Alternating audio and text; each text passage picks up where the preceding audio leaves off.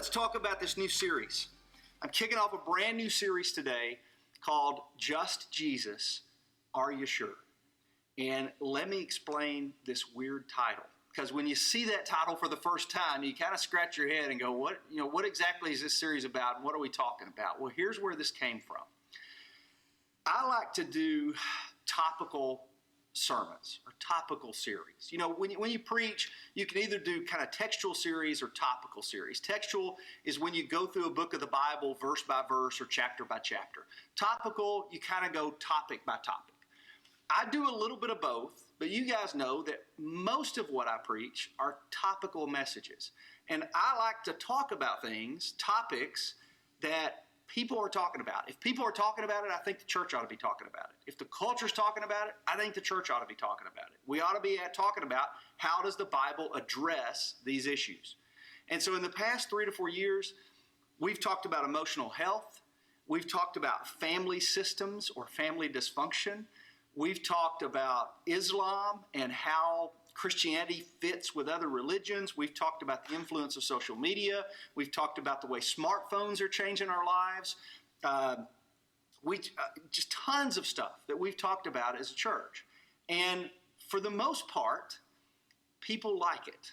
Like most people like the fact that our church is willing to address issues that aren't often addressed in church. Every year we do a topic on race relations. That usually comes during At the Movies.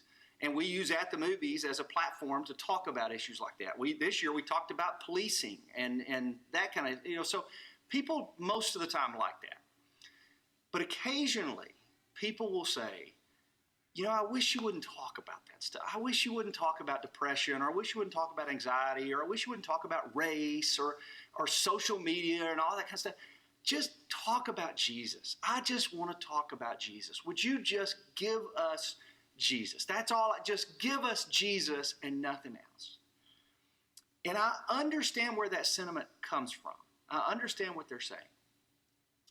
I've got two responses to it. One of them is, that's what I'm trying to do. I don't think that in order to preach Jesus, I don't think you have to go verse by verse through a book of the Bible in order to preach Jesus. I think you can preach Jesus and go topic by topic, because I think Jesus speaks to those topics. When it comes to how do we get along in this country, I think Jesus speaks to that. When it comes to how we coexist with other religions, Jesus speaks to that. When it talks about race relations and bridging our divides, Jesus speaks to that. When it talks about depression or anxiety or social media or smartphones, I think Jesus speaks to all of those issues. So part of my answer to that question is, I am giving you Jesus. It's just not in the traditional sense. If you grew up in church, the way the preacher preached was usually 3 points, and every point was accentuated by a verse. Now, every point had to be backed up by a verse. And I just don't preach that way. I usually have 1 or 2 texts that I'm dealing with, and I like to talk about them in a way that addresses contemporary issues. If our culture's struggling with it, then let's talk about it. If our families are struggling with it, let's talk about it. If we personally are dealing with it, let's talk about it, and let's ask, how does the Bible inform our response to these issues? So that's my long answer. My short answer, and somewhat snarky answer, when people say, just give me Jesus, is, are you sure?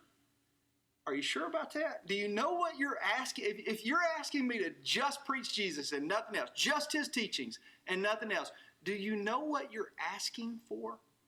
Have you read what Jesus says? Have you looked at the words and read? Do you know what Jesus is asking us to do? Are you really sure that all you want is Jesus?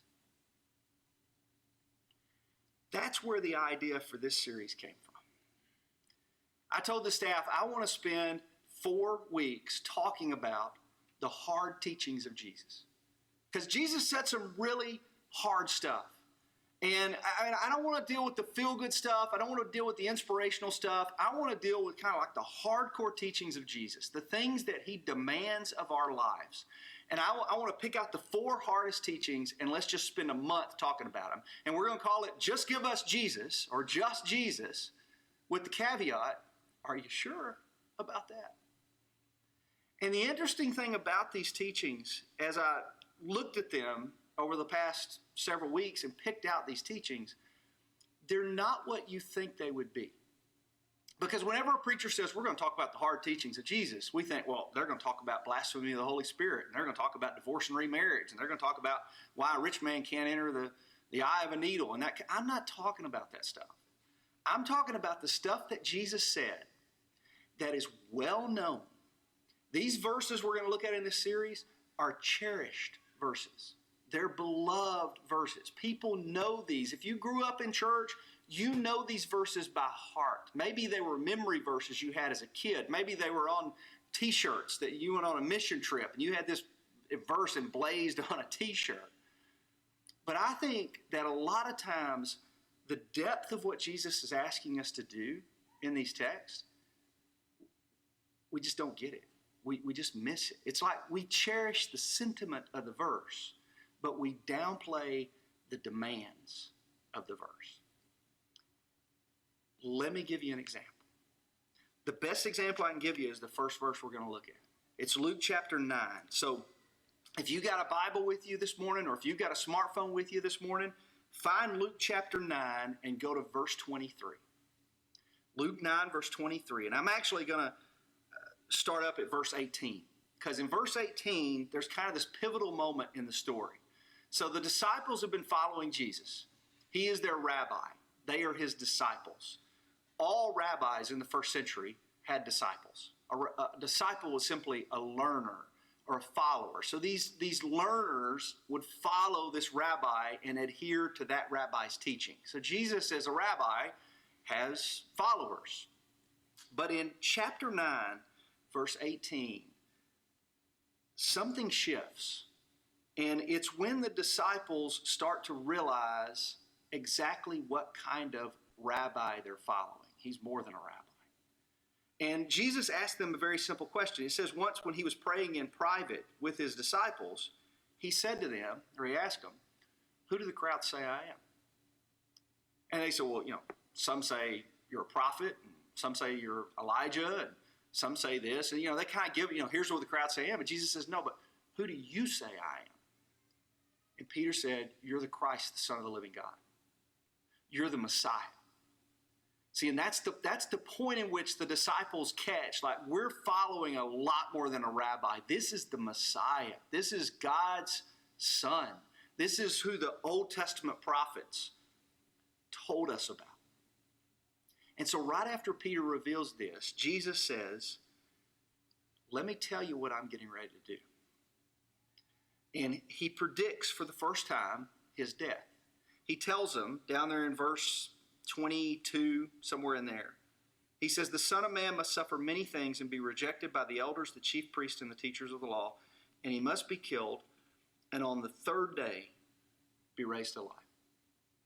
So this is a major shift in what's happening. These disciples have been following this rabbi, and they've been following his teaching, but the demands of his teaching are getting ready to ratchet up. Because Jesus says, let me reveal the true nature of why I'm here. I'm not here just to give you a feel-good message. I'm not here to give you a few life lessons and give you a few, little inspirational verses that you can put on your mission trip t-shirts. I'm here to lay down my life as a sacrifice for you. And in laying down my life, I'm here to usher in a new kingdom. A kingdom that's not based upon overthrowing the Roman government. I'm not here as a political revolutionary. I'm not here to overthrow the Roman government. I'm not here as a self-help guru or a counselor. I'm here to usher in a kingdom that's going to turn the world upside down. The true nature of why I'm here is to lay down my life as a sacrifice. And then he tells the disciples, let me tell you the true nature of your purpose. Let me tell you what I'm asking you to do. And then he says this, it's verse 23. Whoever wants to be my disciple must deny themselves, take up their cross daily, and follow me. Now, we love that verse, right? If you've been a Christian for any length of time, you've heard that verse. What does it look like to be a disciple of Jesus? Well, deny yourself and take up your cross daily and follow him. Do you understand what he's asking for there? Did the disciples, when Jesus first said this, did that sink into the disciples exactly what he's asking for? Does it sink into us exactly what he's asking for? Do we really grasp the full weight of what Jesus is asking us to do? Do we really catch the imagery that Jesus is using? I don't think so. And the reason I say that is because if we did, we wouldn't be celebrating that verse. We would be agonizing over it. Because Jesus is saying, if you want to be my disciple, then the very first thing you've got to do is deny yourself. You have to deny yourself and surrender to God. That means you deny your will, deny your desires, deny your interests, deny your plans, deny your wants and wishes, and surrender yourself to my will, to my desires, to my interests, to my plans, to my wants and wishes. Self-denial is the mark of a disciple. The mark of a disciple is not, well, it's somebody that goes to church or somebody that listens to Christian music or it's somebody that doesn't cuss much. No, it's the mark of a disciple is self-denial, because that's the first thing Jesus asks us to do. You have to deny yourself. Now, if you think that's hard to hear in the first century, imagine how hard it is to hear today in a country that's built upon individual rights. A country that's built upon a system that's built upon our individual rights, our individual freedoms. I mean, it's all about, the value of the individual, our personal opinions. We even call it our personal salvation or our personal journey of faith. And I'm not saying there's anything wrong with America, elevating individual rights. I'm just saying if we really study the teachings of Jesus, Jesus comes along and says, no. This is not about you as an individual. This is not about what you want. This is not about your desires. This is not about your will. This is about my will. And the first thing I'm asking you to do as a follower of mine is to deny yourself. I don't care any way you slice that. That's a hard teaching. I mean, that is a hard teaching. And if you miss it, like if you're like, yeah, but what does he really mean there? What does he mean by deny yourself? What does that mean? I just looked up all the different ways that the other translations communicate that. And I just want to read you a list. Just listen to this right here. Okay, the NIV uses the phrase deny yourself. Here's the way the other translations speak it. If you want to follow in my footsteps, you must give up all right to yourself. You must set aside selfish interest. You must say no to yourself. You must forget about yourself. You must stop thinking about yourself and what you want. You must say no to the things you want. You must give up the things you want. You must give up your own way. You must give up your desires and conveniences. You must disown your life completely. Or the Message puts it in the simplest language possible. Anyone who intends to come with me has to let me lead. You are not in the driver's seat. I am. In other words, this is not about you. Following Jesus, this is not about you. This church, this is not about you. This worship service, this is not about you. This career you got, this position you've got in this company, this is not about you. This life, it's not about you. If we're following Jesus, it can't be about us. You can't be self-centered and call yourself a disciple of Christ. It just doesn't work. You can't be selfish and call yourself a disciple. And I know you listen to that. If you're like me, you listen to that and say, well, I must not be a disciple because I'm selfish a lot. What Jesus is saying is here, to me, what he's saying is this has got to be a daily battle. This is a daily choice. This is a daily battle that you're making to deny yourself. And you're gonna battle with it all the time. All the time. Because, we're conditioned to be selfish. When we're born, we're selfish. Our parents have to teach us to share. They don't have to teach us to be selfish. We know how to be selfish, but they have to teach us how to share. And we don't lose that as adults. We're just conditioned to be selfish. And there's a lot of people out there that would tell you that's the way you're supposed to be. Our culture would say that's the way you're supposed to be. You got to protect. You got to look out for number one. Take care of yourself.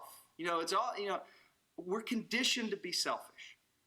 But if I'm going to get serious about following Jesus, then I have to figure out how to push back my ego and how to push back my selfish desires and wants and surrender to him. That's why I think this is one of the hardest teachings of Jesus. I mean, this is the point in which I say, just give us Jesus. Are you sure? Are you really sure about that? Because this is going to be a battle. I'll give you an example. And it's not the best example, all right? Because it's not really that big of a sacrifice, but it just happened. So it's the most recent example, so I'll share it with you. We just finished Serve Sunday. We served 10 schools. And it's real simple for Serve Sunday. We cancel our services. We call the schools and say, listen, we're going to send a team of 30 people over there. We'll do whatever you want. From 8 a.m. to noon on Sunday morning, we'll do whatever you want. You just give us a list, and we're going to provide the supplies and the volunteers and all that kind of stuff. It's a great deal for these schools. So 7 of the 10 schools said, perfect. That sounds great. We'll see you Sunday morning. 3 of them said, we can't do it that way. One of them said, well, we can do it, but we can't give you access to the building. So you're going to have to work outside. They're just, no, we just don't have administrators to be at the building. 2 of them said, we can do it, but only on Sunday afternoon. Our policy does not allow people to work on our campus on Sunday morning. So when I found out about that, and these schools are communicating with me, my gut reaction, my selfish reaction was, then they can stuff it. I'm like, then forget it. If you don't want to do Serve Sunday the way we do Serve Sunday, then forget it. You just don't need our help. You're not going to give us access to the building? Well, it's hot outside. How are we going to use the bathroom? And if you don't care enough to show up and open the building up for us, and you won't let us work on Sunday morning? And I had all of these reasons of why. No, I didn't tell them to stuff. I didn't send them an email and tell them to stuff it because I'm a pastor. I wouldn't do those things, right? I said it real nice, like, hey, we can't do it on Sunday. But in my mind, I'm thinking, hey, you guys, just forget it. And I rationalized it in many different ways. Like, I don't want to work all day on Sunday. I don't want our staff to be tied up from 8 to 5. And it's going to be hot outside. And it's a holiday weekend. And, I got stuff to do on Sunday afternoon. I got places to be. Our volunteers got places to be. It's opening day of dove season. I got plans on Labor Day weekend. I was in the process of replying to one of those schools in that way, obviously in a much nicer way, because I can see, through this camera, I can see the judgmental faces. Right now you're going, I can't believe a pastor would say that. But I can see that.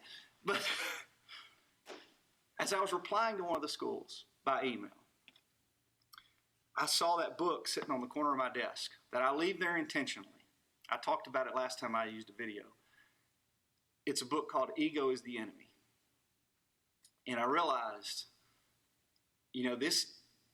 me telling these 3 schools that don't want to do it our way that we can't help you, this is not about we can't do it. This is about ego. And then I started thinking about that very first verse that I was going to preach in the series that we start right after Serve Sunday. And that first verse was going to be about deny yourself. And I realized that I was making a pretty selfish decision, telling them to forget it. And so I deleted that email and said, hey, we'll work around your schedule. We'll do it. However you want us to do that, we'll do it. Now, that's not God wasn't asking me to give up a whole lot. I gave up 4 hours on an afternoon. That really wasn't asking a whole lot to give up. But it's just a small example of the battle that we're constantly facing. And I think that's why Jesus says there, you got to take up your cross daily. And that imagery, what Jesus is, the first century hearers of this text, they understood that imagery. They understood what it meant to take up your cross. For us, take up your cross is like, well, that's a beautiful symbol. A cross is what you see on the outside of churches. A cross is, a piece of jewelry. But they understood how provocative that image was in the first century. Because what Jesus is saying is, to be a disciple of mine, you're going to deny yourself And you're going to have to be willing to endure whatever comes with being a disciple. Because they didn't applaud after baptisms in the first century. Many people who were baptized or surrendered to Jesus and became Christians were ridiculed. They were ostracized. They were persecuted. Some of them were killed for their faith. And Jesus is just explaining to them, like, if you're going to follow me, it's going to be a battle. And you're going to have to decide every day, are you and your ego going to carry the day? Are you and your selfish desires going to carry the day? Or are you going to surrender to my will? See, there's a difference between liking what Jesus says, being a fan of his teaching, and actually doing what he says. The way I thought about it this week was like, Tim told you about financial peace. We're getting ready to do financial peace at Murray Hills. So Dave Ramsey. I've listened to Dave Ramsey since the 90s. So I started listening to him when he was the Roy Matlock, back in the 90s. And I was a huge fan of Dave Ramsey until I took the financial peace course. Because at the financial peace course, I had to decide, am I just going to be a fan of what Dave says, or am I going to become a disciple of Dave Ramsey? And I took this course in my 20s. So there's a difference between liking Dave's books and liking what he says on the radio program and cutting up your credit cards. You see the difference? There's a difference between being a fan of what somebody says and becoming a disciple of that person. There's a difference between liking what they say and getting on a budget and saying, I'm not going to spend this money because I don't have the money anymore. Even though I want to spend it, my budget won't let me spend it. And I think this is what Jesus is asking his disciples to do. This pivotal moment in Luke, he's basically saying there's a difference between liking what I say and doing it. And what I'm asking you to do is going to be incredibly difficult. If you want to save your life, then lose it. And if you want to lose it, try saving it. For what does it profit you to gain the entire world, to get everything you want, all of your selfish desires? You get everything you want, but you lose your soul. What does that profit you? Let me show you one other thing, and I'm done. At the very end of chapter 9, there's kind of an example of this. So Jesus teaches this to his disciples. And then Luke, as he records this story, at the end of chapter 9, after Jesus predicts his death the second time, Luke records this instances. Verse 57. They were walking along the road, and a man said to Jesus, I'll follow you wherever you want to go. And Jesus replied, well, foxes have dens and birds have nests, but the Son of Man has no place to lay his head. He said to another man, follow me.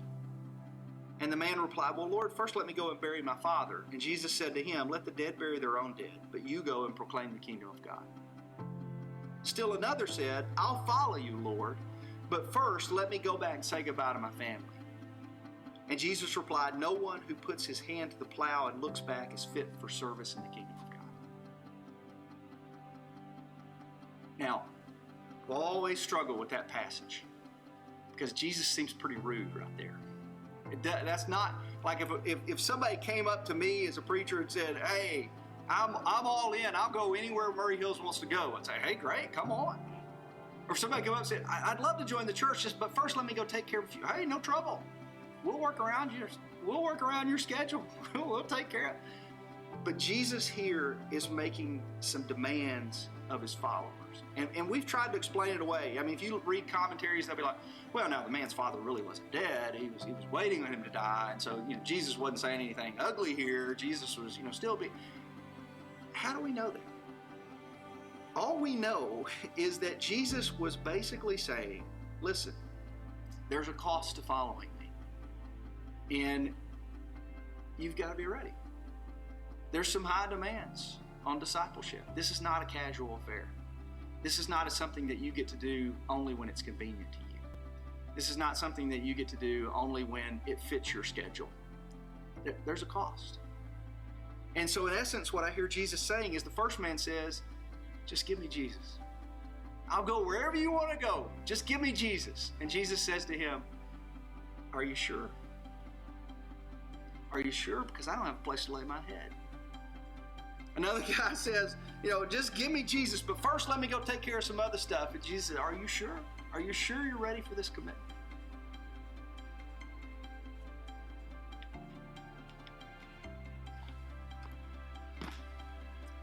In every one of these messages that we do in this series,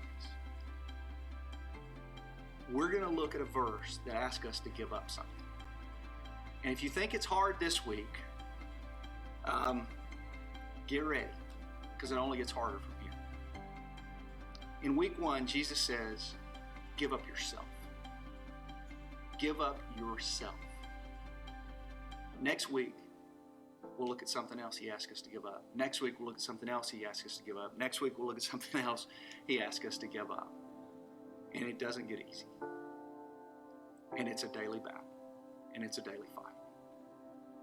And I'm praying for you as you do this, as I hope you're praying for me, because it's a battle for me just like it's a battle for you, as we try to surrender everything to Jesus. I'm going to hand it back to Tim now and ask him to pray about this. What I've just talked about, I want to ask Tim to pray about it. And I also want to ask him to pray about Randy and Lisa and Randy joining our eldership team. And I'll see you next Sunday for the